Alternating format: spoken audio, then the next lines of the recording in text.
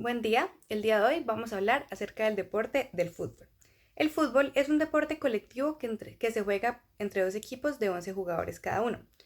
¿Cuál es su objetivo principal? Marcar más goles que el oponente en un tiempo que ya está reglamentado, mediante el uso de los pies para conducir, pasar y disparar un balón. Estos tienen restricción del uso de las manos, excepto para el portero, que es quien tapa, en este caso los goles del equipo contrario, para ganar. Este es un deporte que es muy popular a nivel mundial y tiene unas reglas que ya están estipuladas y deben cumplirse.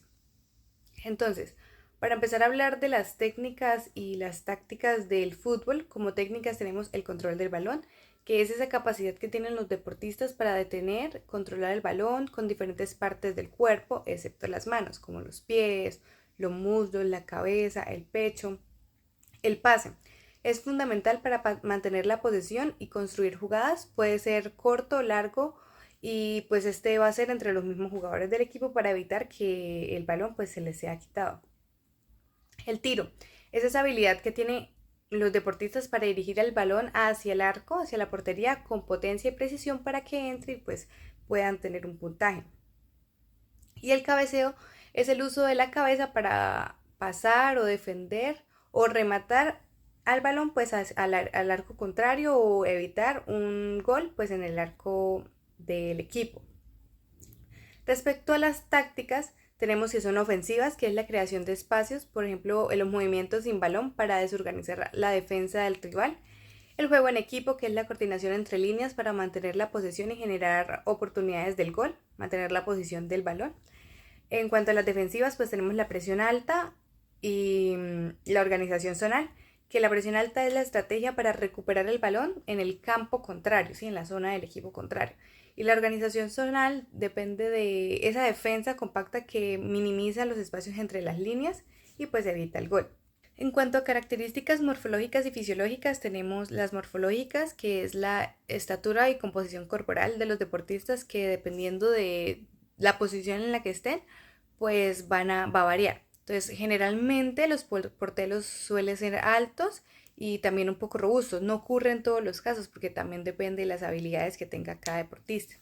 Los defensas tienen una estructura sólida para el contacto físico y los delanteros tienen que ser o suelen ser ágiles y veloces. El índice de masa de los jugadores profesionales está entre 20 y 24, que es un indicador de una masa muscular óptima.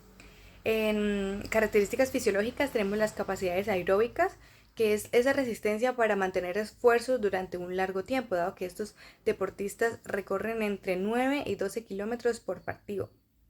En capacidades anaeróbicas hay una explosividad en los sprints y cambios de ritmo. También está la fuerza, que es especialmente en el tren inferior, porque es lo que más usan en cuanto a saltos, tiros, cambios de dirección.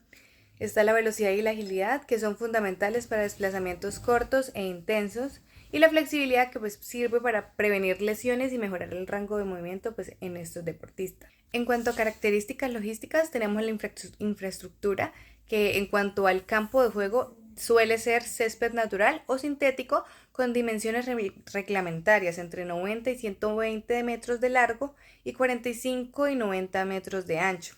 Las porterías son o tienen el reglamento de que deben ser de 7.32 metros de ancho y 2.44 metros de alto.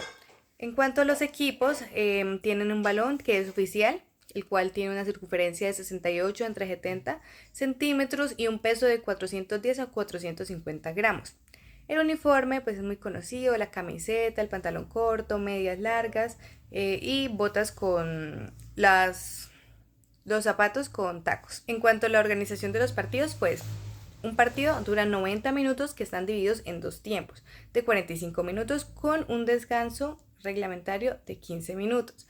Los árbitros están encargados de aplicar las reglas, asistidas por los jueces de líneas, y en competiciones de ya más modernas está el VAR, y en los relevos están los máximos de 5 sustituciones por equipo en competencias oficiales.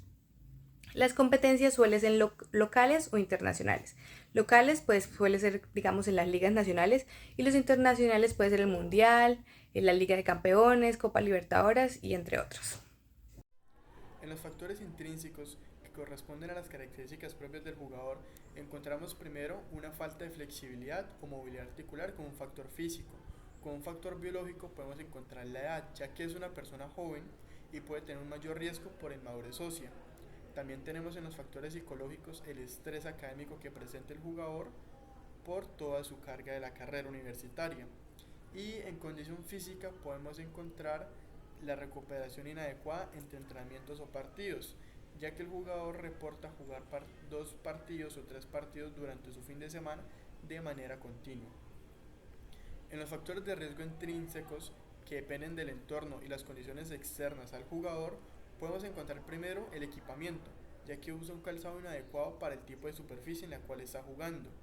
También tiene una falta de protección, tal protección como pueden ser las espinilleras, ya que en este caso el jugador no cuenta con ellas. Las condiciones del terreno de juego tenemos que es una cancha de césped en la cual se puede resbalar y tiene un terreno irregular ya que presenta algunos huecos en la misma. En el tipo de ambiente podemos tener una humedad elevada, lo cual puede aumentar su riesgo de deshidratación. En el tema de entrenamiento y competencia, podemos llegar a presentar un tema de exceso o sobrecargas de partidos, ya que como decíamos juega dos o tres partidos durante su fin de semana de manera continua. Al momento de evaluar de forma preventiva a los deportistas, podemos tener primero que todo una evaluación postural. Esta la podemos hacer con una observación en video desde la vista frontal, lateral y posterior, un test de simetría pélvica y simetría escapular, al igual que un test de alineación de las extremidades inferiores si están en valgo, en varo o si presenta un pie cabo o un pie plano. ¿Cómo interpretamos esas pruebas? Con desviaciones importantes que pueden indicar desequilibrios musculares o problemas estructurales que deben corregirse en ejercicios específicos durante su trabajo. También podemos hacer una evaluación de la flexibilidad con pruebas como el test del Sit and Reach, el cual evalúa la flexibilidad de isquiotibiales y espalda baja, el test de Thomas detectando un acortamiento del psoas, el test de Over que evalúa la banda iliotibial o el test de dorsiflexión del tobillo que mide la movilidad del tobillo. Esto lo interpretaremos para en restricciones indicadas que indican riesgo de lesiones musculares o sobrecargas articulares. Se recomienda implementar programas de estiramiento o movilidad articular. También podemos evaluar la fuerza muscular por medio de un test de isometría con dinamómetro, el cual cuantifica la fuerza del cuádriceps, isquiotibial, aductor o glúteo. También tenemos el test de resistencia muscular, ejercicios como la plancha o las sentadillas sostenidas, y el test de relación entre isquiotibiales y cuádriceps, el cual idealmente tiene que estar en una puntuación entre 0.6 a 0.8 y lo podemos interpretar como un desequilibrio muscular que aumenta el riesgo de lesiones como un esguince de tobillo o un esguince de rodilla en su defecto. También podemos evaluar la estabilidad y propiocepción con pruebas como el Status Cushion Balance Test, que evalúa el control postural dinámico en extremidades inferiores, o el test monopodal con ojos abiertos y con su progresión con ojos cerrados, el cual mide el equilibrio del deportista. Esto lo interpretaremos en dificultades de pruebas con déficit de propiocepción o coordinación, esenciales para prevenir lesiones de articulaciones como tobillos y rodillas, que son muy importantes en la práctica deportiva de todo futbolista. También podemos evaluar la capacidad cardiovascular y la resistencia, con pruebas como el test de Cooper de 12 minutos que evalúa la capacidad aeróbica, la prueba de volumen de oxígeno máximo de forma directa o indirecta que mide el consumo máximo de oxígeno, y también la frecuencia cardíaca en reposo y en recuperación, que es un indicador como de condición cardiovascular. Podemos interpretar un volumen de oxígeno máximo o una mala recuperación pueden señalar la necesidad de un mejoramiento de la resistencia aeróbica. También tenemos evaluación de agilidad y velocidad con pruebas como el test de T-Agility, que evalúa la capacidad para cambiar de dirección de forma rápida, y el sprint de 10 y 20 metros que mide la velocidad explosiva. Esto lo interpretamos dependiendo que si sus resultados son bajos indican la necesidad de un entrenamiento pliométrico y de velocidad, Esa prueba es bastante importante ya que en los 90 minutos de juego, por lo menos en el 80% del partido, los deportistas están realizando cambios de dirección explosivos y sprint de forma rápida. Y por último tenemos una evaluación funcional FMS o Functional Movement Screen. Esta prueba incluye movimientos básicos como sentadillas profundas, pasos en equilibrio, estabilidad de tronco y movilidad del hombro. Esta se puntúa de 0 a 21 y si una puntuación es inferior a 14 sugiere un alto riesgo de lesión y lo podemos interpretar identificando patrones de movimientos deficientes para corregirse con ejercicios específicos durante su trabajo de fortalecimiento. Al momento de analizar el gesto técnico vamos a tener diferentes aspectos, ya que en el fútbol es diferente a otros deportes como puede ser el voleibol o un lanzamiento en atletismo. Aquí vamos a incluir lo que es la eficiencia del movimiento, la precisión, la fuerza, la velocidad, el ángulo, el equilibrio que tenga el jugador al momento de iniciar, durante y después de terminar el movimiento. En la fase del movimiento vamos a dividirlo en tres. La primera, que es la fase preparatoria, que es en la cual él va a colocar su cuerpo en la posición ideal para iniciar el movimiento. Aquí pues él va a tener un pie de apoyo con una linealidad y estabilidad con el pie adelantado y flexiona la pierna que va a disparar. Segundo va a ser la fase de ejecución. Aquí es donde se va a transmitir la fuerza al balón, extendiendo de forma explosiva la cadera, rodilla y tobillo de forma simultánea, teniendo una velocidad angular del pie en el impacto. Igualmente se va a realizar una transferencia de peso corporal hacia adelante. Y por último tendríamos la fase de seguimiento o de finalización, que es donde se disipa la energía y se busca mantener el equilibrio. Aquí se va a tener un movimiento continuo de la pierna y un control postural para evitar lesiones, como lo podemos ver entonces en el video de nuestro deportista, que en todo momento sigue las fases de forma correcta con una técnica adecuada que se esperaría de un deportista entrenado. La estrategia es planteada de acuerdo a la lesión previa que tenía el deportista evaluado, el cual era esguince de tobillo, y pues el objetivo general de esta estrategia viene siendo como reducir la incidencia de lesiones de tobillo entre futbolistas mediante educación, fortalecimiento y estrategias de prevención, al tiempo que se optimizan los procesos de rehabilitación para un retorno seguro al juego. Los componentes de esta estrategia: el primer componente pues será la capacitación teórica, que pues se va a proveer los conocimientos básicos sobre las lesiones de tobillo, que pues suele ser común en el fútbol, aparte de darles una capacitación de todas las lesiones en general que se pueden presentar.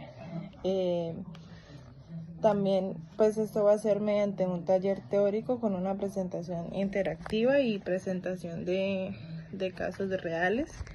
El segundo componente son ejercicios de prevención y fortalecimiento. Entonces la idea es implementar una rutina específica para cada deportista para así fortalecer el tobillo, mejorar el equilibrio y prevenir las lesiones. Entonces pues estos ejercicios van a ser como por lo menos los de propiocepción, con el uso de bases inestables, fortalecimiento muscular, movilidad articular, que es muy importante al momento de iniciar una actividad o ejercicio. También tenemos como tercer componente la educación en técnicas de prevención durante el juego. Entonces es enseñarle a los futbolistas cómo minimizar el riesgo de lesiones durante el entrenamiento y los partidos. Acá va pues incluido lo de cómo, la realización correcta de las técnicas adecuadas de cambios de dirección, pivoteos, importancia del calentamiento y después de los entrenamientos, el estiramiento, también una selección adecuada del calzado para poder practicar fútbol. Como cuarto componente están los protocolos de rehabilitación temprana. Entonces pues se busca como asegurar un manejo adecuado tras la lesión del deportista para evitar complicaciones y facilitar el retorno al juego. Ya acá pues se va a manejar todo lo que tiene que ser reposo, hielo, compresión, elevación en el caso de lesión de tobillo, también como reeducación de la marcha y ejercicios funcionales en sus etapas avanzadas. Y tenemos otro componente como el monitoreo y el seguimiento personalizado. Entonces pues es evaluar la efectividad de las medidas preventivas y la adherencia al programa de rehabilitación. Acá se hará como un registro individual de ejercicios y progresos, también una revisión quincenal por parte del personal de fisioterapia y de los entrenadores mediante el uso de herramientas digitales para así monitorear avances y ajustar el programa según las necesidades de los deportistas. Para el programa de prevención de lesiones, el objetivo pues va a ser mejorar la fuerza, flexibilidad y estabilidad para reducir el riesgo de lesiones comunes. Vamos a iniciar se iniciará con una movilidad articular adecuada para la carga que se va a manejar, y de seguido a esto pues será fortalecimiento muscular, el cual primero será la sentadilla normal, después la sentadilla búlgara. Todo esto se va a realizar con una frecuencia de 3 series por 10 repeticiones. También vamos a hacer elevaciones de tobillo en máquina, o si no hay máquina pues normalitas. Y en los componentes de recuperación, para la fase de estabilidad se hará plancha con un balón de estabilidad, y para la fase de recuperación, los componentes de recuperación está pues dividido en estiramientos estáticos y dinámicos, con una frecuencia también de 3 series por 30 segundos. También la aplicación de calor y frío, pues el uso de las compresas frías y calientes, o también se pueden hacer baños de contraste. Y por último también se busca como hacer parte de esto la liberación miofacial, y eso sería por parte del Ron Fowler, para que los deportistas después de terminar este entrenamiento puedan hacer su liberación facial con el rollito. Muy bien, la lesión hipotética para nuestro deportista va a ser un esguince grado 2 en el cuello de pie. Nos planteamos un objetivo general, que es favorecer el proceso de cicatrización de un ligamento, del ligamento lesionado, bien sea el peroneo astragalino anterior y el peroneo astragalino calcáneo, para favorecer el retorno efectivo a las actividades de vida diaria o a las actividades deportivas. Muy bien, nos planteamos las fases de recuperación de un tejido, de curación de un tejido, dado con una fase inflamatoria de más o menos un aproximado de 3 a 4 semanas en una fase inflamatoria. En la fase de reparación de tejidos tenemos de la 5ª semana a la 7ª o 8ª semana. En la fase de remodelación del tejido tenemos un aproximado de 2 a 3 meses, y la fase de maduración, o conocida como la fase de remodelación, la tenemos entre 4 a 7 meses después de la lesión, con su debido tratamiento. Que entonces en la primera semana nos planteamos diferentes objetivos específicos, como controlar la inflamación, disminuir el dolor, mantener la funcionalidad en áreas indemnes, evitar la atrofia muscular y la pérdida de movilidad que nos proporciona pues el área afectada. Esto con diferentes métodos físicos o ejercicio terapéutico, como crioterapia, TENS, suspensión como del mecanismo de lesión, protección de la articulación, elevación del miembro inferior, diferentes protocolos que se pueden llevar a cabo, como el Peace and Love, que es el más utilizado, o el POLIS. Resaltar que el mecanismo de lesión de un esguince grado 2 es un traumatismo directo por un pie en inversión. También en la primera semana se proponen diferentes ejercicios isométricos de la musculatura evertora e invertora, con el pie a tolerancia del paciente pues debido al dolor. En la 2ª a la 4ª semana nos planteamos diferentes objetivos, como seguir controlando el dolor, controlar o drenar el edema residual, obtener arcos de movimiento completos, optimizar la función propioceptiva de nuestro paciente y reforzar actividad terapéutica en casa.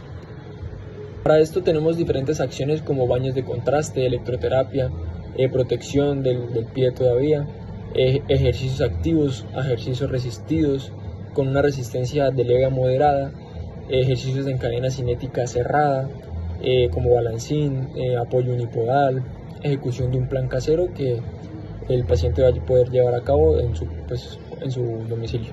Cabe resaltar que aquí en esta etapa más o menos se restringe el apoyo, el total apoyo durante la segunda o tercera semana hasta que desaparezca como tal el dolor. Muy bien, en la quinta u octava semana del plan fisioterapéutico nos planteamos el optimizar la propiocepción de los miembros inferiores, proponer la funcionalidad del desplazamiento del paciente e incluir ya ejercicios pliométricos en actividades deportivas, pues dado que nuestro paciente es deportista, y llevamos a cabo diferentes acciones que hemos trabajado en las semanas anteriores, como baños de contraste, electroterapia, ejercicios de fortalecimiento, estiramiento de extremidades, ejercicios de cadena cinética cerrada. Empezamos ya un poco más activo de trote, carreras, saltos en 8, desplazamiento en terrenos irregulares, retorno como tal de la actividad de la vida diaria sin restricciones y implementándolo ya en un plan deportivo.